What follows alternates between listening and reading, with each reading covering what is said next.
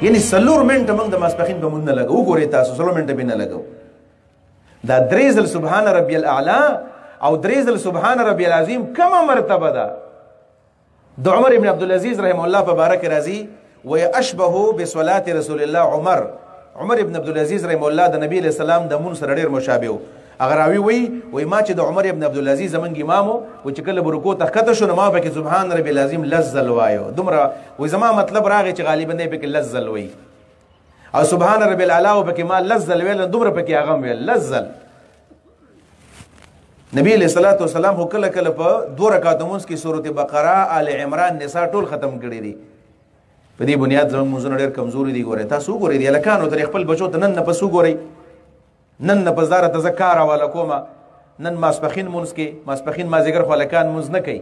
یو ماښام منزل راځي چې هلته پلار یې ویني ماښام منځه کې د خپل بچو ته ګوره ته چې 2 رکعاته سنت کې او کور ته راځي نو ستا بچو به ډوډۍ هم خوړلي نه 2 رکعاته مونځ لږ شاته په سب کې ودرېږئ او د دې هلکانو یا لږ کښېنئ د هلکانو مونځ ته وګورئ څنګه مونځ کوي. غم زموږ سره نشته دی. څومره چې مسلې زیاتېږي زموږ عبارتونه نور هم کمزوري کړي. زنانه مونځونه الله دې معافي وکړي. زنانه خو داسې ظلم کوي.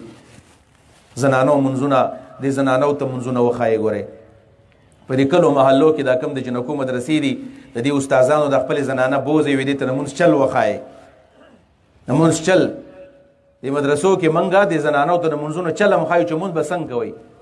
بېشمار رپورټونه کله کله د مدرسې نه راشي چې زنانو ته موږ د مونځ چل یادو نو مونځ ولم نه ورتلو الفاظ یې مران ویلو رکوع چل ولا نه ورتلو د سجدې چل ولا نه ورتلو لاس اوچتولو چل ولا نه ورتلو. سړی به زنانه به څنګه کینی څنګه به ودرېږي دا مسلې ورته نه وي معلوم.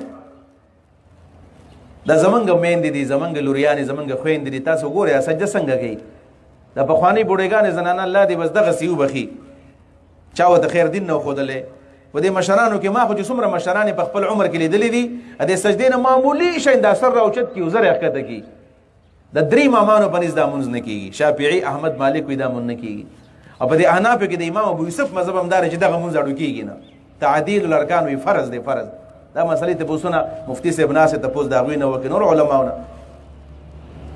موږ عبادت کله په دې نیت باندې کړی چې زموږ نه الله تعالی خوشحاله شي دا عبادت موږ عبادت وکړو. لہذا راځئ چې موږ لږ ځان ستړی کړو او چل یاد کو چې عبادت وایي